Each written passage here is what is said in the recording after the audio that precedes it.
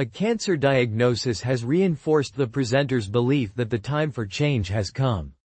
20 years ago there were 3 deaths in my family. We lost my mother, my husband and our rescue dog in a few short months. Looking back, now that I have had a diagnosis of stage 4 lung cancer and am having to face the reality of my own mortality, the most peaceful, pain-free and easiest death was our dog's, who was gently put down surrounded by his loving family. I envy him. The current state of our criminal law means that merciful end is denied me. I know we love our dogs in this country, but why, at the very end of our lives, do we treat pets so much better than we treat people? I am told assisted dying inspires more letters to newspapers than any other issue. A recent Westminster Hall debate was attended by so many MPs that they had to find extra chairs. The speeches were passionate and moving. Many described witnessing the painful death of someone close to them. But it was only a debate, no possibility of a vote at the end, or any change in the law. It resulted from a petition I helped to spearhead, along with the campaigning charity Dignity in Dying. For their own sake, and for the sake of those they love, 200,000 signatories called for a change in the law to legalize assisted dying in carefully regulated circumstances, for terminally ill people with 6 months or less to live. I believe the time for that change has come. Personally, I have been aware of this issue for decades. Both my late husband, documentary maker Desmond Wilcox, and I have made programs about it over the years. We both wanted to be able to choose a good death rather than have our last days spent in acute pain and distress. So it was natural for me, when I was diagnosed a year ago, to join Dignitas. When I decide my life is no longer worth living, I will have to travel to Zurich to die, which will cost at least £15,000, so it is not a solution available to everyone. Going to Switzerland is the only way, given our current law which criminalizes assisted dying, that I can face my own death with confidence that it will be pain-free, knowing that I can decide if my life has become unendurable and I want it to end. But I cannot ask my close family to come to Switzerland to support me, as I would wish, because that would in principle leave them open to investigation by British police on a possible manslaughter charge. That has happened to bereaved partners and grieving families. Which is why I have described the law as it stands as being a cruel mess. Since I went public with my decision, I have received many messages of support from people describing how helpless they felt watching someone they loved dying painfully. Not because palliative care was not available, but because even the best care cannot always guarantee a peaceful, pain-free death.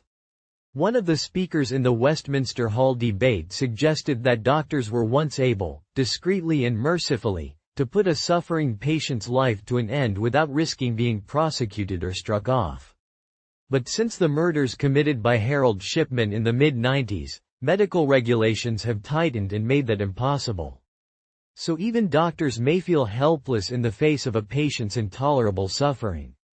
That may be one reason the medical profession has stopped opposing any change in the law.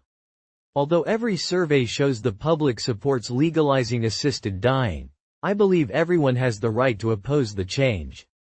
No doctor should be compelled to kill me, if that is against their beliefs. But I am relieved the British Medical Association has withdrawn its opposition to a change in the law since the last Commons debate in 2015, and its members can now make their own choice.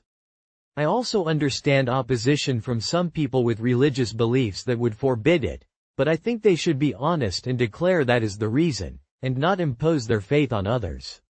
I do not understand opposition from some disabled people who feel their lives would be threatened by a change in the law. I assume they think there is a slippery slope, that the law may be widened to include people with disabilities. But that has not happened elsewhere, and the reform proposed by Dignity in Dying in this country would legalize assisted death only for patients with a terminal illness and 6 months or less to live, who ask for their suffering to be ended. That will not affect disabled people, unless they become terminally ill and are in so much pain and distress that they ask for help to die. In which case, shouldn't they have the right to choose? Just as I should? My own cancer seems to be responding to one of the new targeted drugs, So I am about to celebrate an 84th birthday I didn't imagine I'd reach. But the oncologist has been clear this is delay, not cure. Only the next scan will tell me if the drug is still working. So in the background of my life is the knowledge that I may not be as lucky as my dog. Almost every obituary claims that someone has died peacefully at home. I'd like to believe them. All the surveys show the vast majority of the public want that. I, too, would love to die at home, surrounded by my family. With Jersey and the Isle of Man already bringing in new laws, it feels like a tipping point. Sir Keir Starmer and Rishi Sunak have both agreed to make time after the election for a Commons debate. Even if that results in a change in the law, it looks as though it may come too late for me. I will probably not be given the chance to die in my favorite place, my new forest cottage. Never mind. Even if that choice is not possible for me in my lifetime, I hope it will be possible for you in yours. It is our life. It will be our death. It should be our choice.